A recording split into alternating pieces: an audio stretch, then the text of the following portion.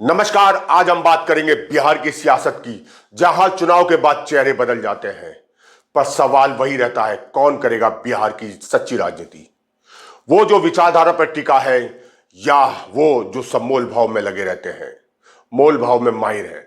बिहार में सत्ता का खेल अब सिर्फ गठबंधन का नहीं, बल्कि वोट प्रतिशत और जातीय समीकरण का हो गया है। जो जातीय समीकरण बैठाएगा वो सत्ता में काबिज होगा। आज कोई भी पार्टी हो, कोई भी नेता हो, बिना जाति और वोट के हिसाब से एक कदम भी आगे नहीं चल सकता। तेजस्वी यादव की बात करें तो इंडिया गठबंधन का बड़ा चेहरा मुख्यमंत्री के रूप में इंडिया गठबंधन ने पेश किया है तेजस्वी यादव को। वही बात करें बिहार की, जो जिसकी आबादी लगभग 14% है, और उसके बाद मुस्लिम समाज की बात करें तो उनकी आबादी लगभग 17% है। यानी यादव और मुस्लिम समाज को मिलाकर 31% दोनों का वोट बैठता है। इसी समीकरण के सहारे तेजस्वी यादव हमेशा सत्ता में काबिज रहते हैं। जब मुख्यमंत्री यादव समाज से हो तो उप मुख्यमंत्री मुस्लिम समाज से क्यों नहीं।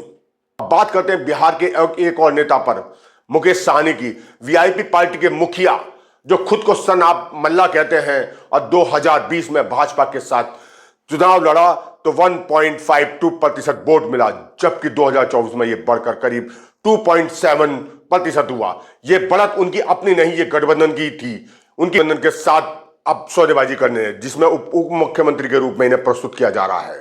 ये सौदेबाजी में मतलब माहिर हैं, ब्लैकमेलिंग करके सत्ता में काबिज होना चाहते हैं, पहले एनडीए के साथ और अभी इंडिया गठबंधन के साथ। अब वही मुकेश सहनी डिप्टी सीएम के पद के रूप में चर्चा में है, लेकिन सवाल यह उठता है, क्या 1.5% वोट वाला इतनी बड़ी कुर्सी का हकदार है, यानी कि उप मुख्यमंत्री, जबकि राज्य में 17% मुसलमान और 16% दलित हैं, जो दशकों से अपनी हिस्से की राजनीति मांग रहे हैं, उन्हें दरकिनार करके। यानी बिहार की राजनीति में संख्या नहीं, सौदेबाजी चल रही है।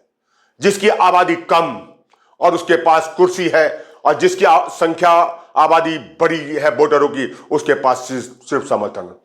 अब आते हैं एक और नए समीकरण पर, तीसरा मोर्चा, यानी कि असुद्दीन ओवैसी, चंद्रशेखर आजाद और स्वामी प्रसाद मौर्य। ये त्रिमूर्ति अलग है।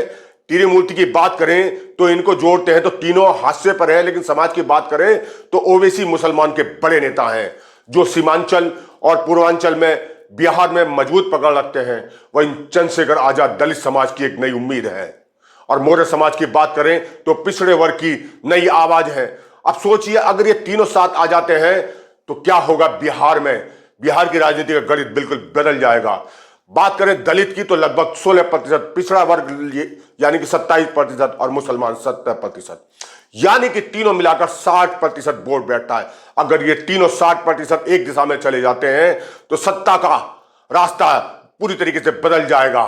तेजस्वी यादव के सामने नई चुनौती है, क्योंकि यही वर्ग दलित, पिछड़ा और मुसलमान उसके गठबंधन की रीढ़ रही है। अगर ये वोट बैंक बिखरता है तो इंडिया गठबंधन पूरी तरीके से बिखर जाएगा, गणित हिल जाएगा।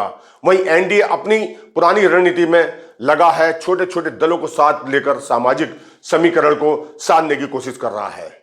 लेकिन भाजपा के अंदर भी पिछले कुछ समय से अंदर खाने ठीक नहीं चल रहा, कई जातीय असंतोष देखने को मिल रहा है। वही यानी कि एनडीए के लिए भी कुछ ये मैदान इतना आसान नहीं है। जो अब तस्वीर ये है, एक तरफा तेजस्वी यादव इंडिया गठबंधन, तो वहीं दूसरी तरफ एनडीए, और तीसरा मोर्चा जो नया समीकरण बिगाड़ सकता है, यानी कि जो कहकर नहीं अब की बात हमारी सरकार कह रहे हैं, त्रिमूर्ति सरकार। असली सवाल वही है, पुराना, क्या बिहार की राजनीति का कभी विचारधारा पर लौटेगी, या फिर वही सौदेबाजी का खेल चलता रहेगा।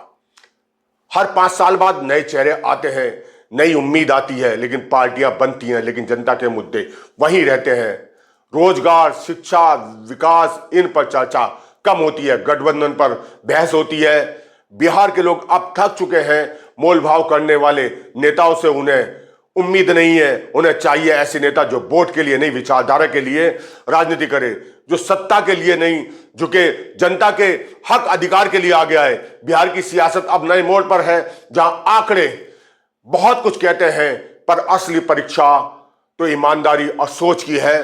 तेजस्वी यादव के सामने वही चुनौती है, क्या वो इस बदलते माहौल में विचारधारा की राजनीति को बचा पाएंगे, ये तीसरा मोर्चा त्रिमूर्ति, ओवैसी, चंद्रशेखर मौर्य बिहार की राजनीति का नया अध्याय लिख देंगे।